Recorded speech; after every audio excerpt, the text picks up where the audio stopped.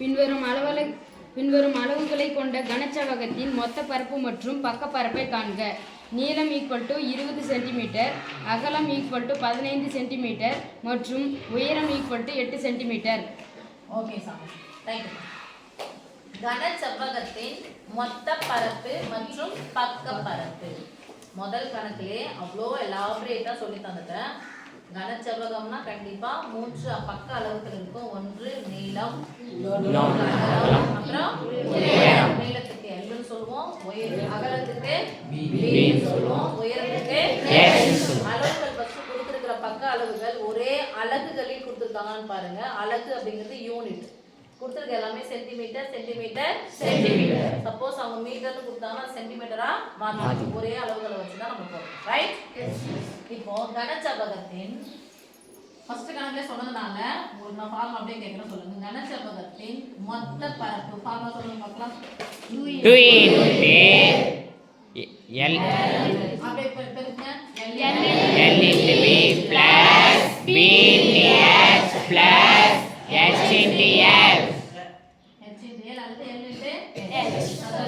அலகுகள் போட்டுக்கலாமா? 2 into நான் ஏற்கனவே அவங்க மாத படிக்க நல்லா பண்ணிட்டேங்க. அளவுகளை நீளம் L, அகலம் B, உயரம் S.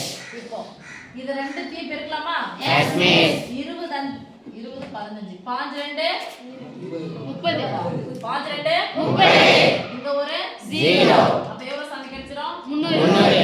ஒண்ணுல எவ்வளவு எழுதிக்கலாமா? Yes miss. ப்ளஸ் போட்டுக்கிட்டா? Yes miss. 15 8 5 8 80 I 8 40. 80 ஒரு 40 சேர்த்தா 20. அப்புறம் இதையும் பெருக்கணும். 8 16. பின்னாடி ஒரு 0 160. Okay?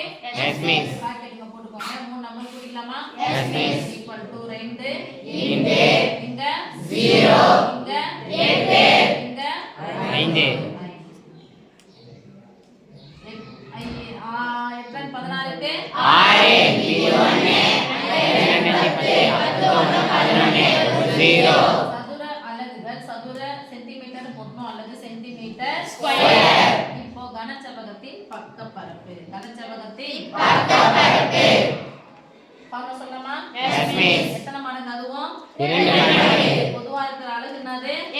S into L plus சதுர அலகுகள். பாருங்க, முதல் கணக்கை நான் அவ்வளவு தெளிவா சொல்லி கொடுத்தேன்.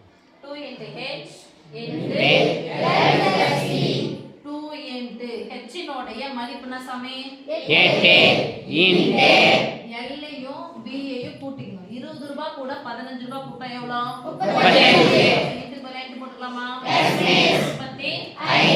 இப்போ 2 35 பெருக்கலாமா? 2 35 ரூபாய் சேர்ந்தா எவ்வளவு? 70 ரூபாய். இங்க என்ன இருக்கு? into இந்த மாதிரி போட்டா அந்த ரெண்டு நம்பரையும் ஒரே நம்பரா மாத்தணும்னு அர்த்தம். அம்புக்குறி போட்டா இங்க இருந்து அங்க போகுதுன்னு அர்த்தம். அங்க இருந்து இங்க அம்புக்குறி போட்டா இங்க இருந்து இங்க வருதுன்னு அர்த்தம். ரைட்? இப்போ 8 மட்டும் அப்படியே போட்டுக்கலாமா? நம்பர் சேர்த்து ஒரு நம்பரா போட்டோம். 8 7 8 0